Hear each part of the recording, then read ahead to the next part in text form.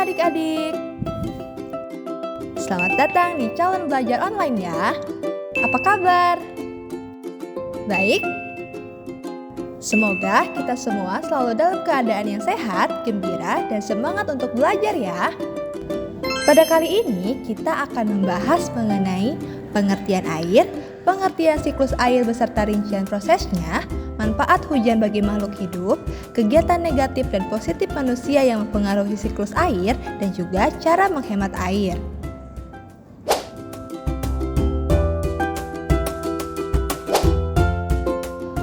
Tahukah kalian apa itu air? Air merupakan zat cair yang ada di permukaan bumi dan paling banyak jumlahnya di bumi. Air juga dibutuhkan bagi kelangsungan makhluk hidup. Nah, tahukah kalian bahwa hampir 2/3 dari seluruh permukaan bumi ditutupi oleh air loh? Sekitar 70% air terdiri dari 97,5% air asin dan juga 2,5% air tawar. Nah, 2,5% air tawar itu terdiri dari danau, es di kutub, sungai, dan juga air di tanah. Meski digunakan secara terus-menerus, namun air di permukaan bumi tidak akan pernah habis loh. Mengapa? Karena adanya siklus air. Apa itu siklus air? Siklus air atau bisa disebut juga siklus hidrologi, yaitu proses perputaran air yang terjadi secara terus-menerus dari permukaan bumi ke atmosfer dan kembali lagi ke permukaan bumi. Tahapannya terdiri dari evaporasi dan transpirasi, kondensasi, presipitasi, dan infiltrasi. Apa sajakah pengertian dari tahapan-tahapan tersebut? Yuk kita bahas mulai dari evaporasi. Evaporasi merupakan penguapan air danau, sungai, rawa, dan laut karena adanya pemanasan dari sinar matahari. Nah, selain di penguapan air tadi, di darat juga ada penguapan yang bernama transpirasi. Transpirasi merupakan penguapan air dari tumbuhan ke atmosfer melalui stomata dan kulitnya. Lalu, uap air akibat penguapan-penguapan tadi akan berubah menjadi titik-titik air dan membentuk gumpalan awan. Proses ini dinamakan kondensasi. Lalu, setelah awan memberat, terjadilah proses presipitasi. Presipitasi merupakan proses turunnya air hujan karena awan tidak mampu lagi menampung titik-titik air. Bentuk presipitasi yang jatuh ke permukaan bumi dapat berupa hujan, salju, kabut, embun, dan hujan es. Lalu setelah hujan turun, terjadilah proses infiltrasi. Infiltrasi merupakan proses meresapnya air hujan ke dalam tanah. Air yang sudah meresap ke dalam tanah dapat menjadi sumber air bagi tanaman, sumber air bawah tanah, serta dapat berkontribusi pada aliran air ke sungai, rawa, dan danau. Nah, sekarang setelah mengetahui tahapan-tahapan dalam siklus air, kita akan membahas apa saja manfaat hujan bagi makhluk hidup. Manfaat hujan bagi makhluk hidup secara garis besar ada 5 poin. Pertama, cadangan air dalam tanah. Kedua, sumber air minum atau untuk membersihkan tubuh bagi hewan. Ketiga, sebagai bahan tumbuhan untuk berfotosintesis dan menghasilkan makanan. Yang keempat, keperluan manusia seperti minum, mandi, membangkitkan listrik. Dan yang kelima, siklus air mempengaruhi kelembapan, suhu, udara, dan iklim di bumi. Selanjutnya, kita akan membahas kegiatan manusia yang mempengaruhi siklus air.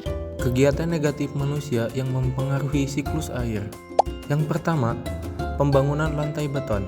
Permukaan tanah yang ditutupi aspal atau beton dan dibangun perumahan serta gedung bertingkat dapat mempengaruhi kemampuan tanah untuk menyerap air. Yang kedua, ada pencemaran udara. Asap pabrik dan kendaraan bermotor dapat menghasilkan gas buangan yang mencemari udara seperti gas sulfat dan nitrat. Zat-zat pencemar ini bereaksi dengan uap air di atmosfer dan turun sebagai hujan. Hujan asam berbahaya karena mencemari air di permukaan bumi, merusak tumbuhan, dan melapukan batuan. Yang ketiga, pengambilan air tanah secara berlebihan. Pengambilan air tanah secara berlebihan tanpa diiringi dengan jumlah masuknya air ke dalam tanah dapat mengurangi cadangan air tanah. Hal ini juga dapat berakibat menurunnya permukaan tanah. Yang keempat, penggundulan hutan menyebabkan berkurangnya jumlah air yang tersimpan di tanah juga berkurang. Hutan yang gundul akan mengurangi kemampuan tanah menyerap air dan dapat menimbulkan tanah longsor. Adapun kegiatan positif manusia yang mempengaruhi siklus air. Yang pertama, reboisasi atau penanaman kembali hutan yang gundul. Manusia menanam tumbuhan di berbagai tempat untuk membantu menjaga daur air dan kadar pelepasan uap air melalui transpirasi tanaman ke atmosfer. Kedua, mencegah pencemaran air dengan tidak membuang sampah atau limbah sembarangan. Seperti mencegah pencemaran air, mencegah masuknya polutan ke dalam daur air, dan menjaga keseimbangan siklus air. Dan yang terakhir, memperbanyak ruang terbuka hijau. Ruang terbuka hijau membantu menjaga siklus air dengan menyerap air hujan, mengurangi risiko banjir, dan meningkatkan kualitas air. Adapun cara menghemat air. Yang pertama, mematikan keran air saat menggosok gigi, mencuci muka atau mencuci piring. Yang kedua, menyiram tanaman pada pagi hari atau sore hari agar tidak banyak air menguap karena panas matahari. Gunakan air beras untuk menyiram tanaman.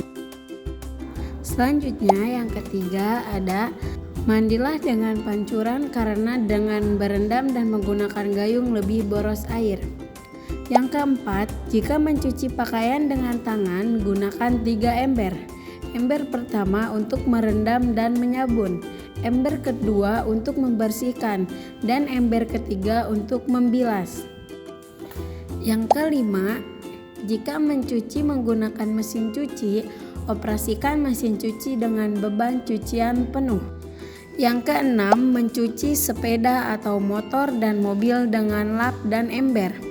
Yang terakhir, yang ketujuh yaitu cek dan perbaiki pipa yang bocor. Oke adik-adik, demikianlah pembahasan kita tentang materi pengertian air, siklus air, kegiatan manusia yang berpengaruh pada siklus air, dan juga cara menghemat air. Semoga video ini dapat bermanfaat untuk adik-adik semua.